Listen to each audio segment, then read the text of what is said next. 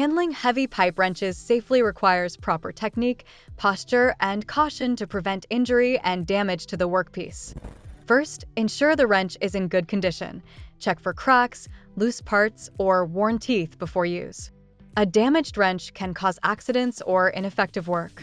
When using a heavy pipe wrench, grip it firmly with both hands to maintain control, especially when applying significant force.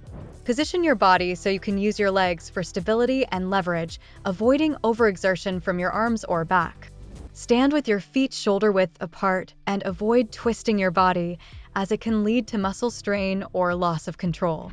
Always apply pressure gradually, starting with a firm but controlled grip and increasing force as necessary.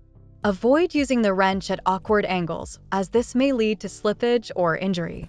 If you need more leverage, opt for a larger wrench or a two-wrench technique, but never overreach. For added safety, wear heavy-duty gloves to protect your hands from sharp edges and prevent slippage. Safety goggles are also recommended to protect your eyes from flying debris. Lastly, store your heavy pipe wrench in a safe, secure location to avoid accidental injuries when not in use.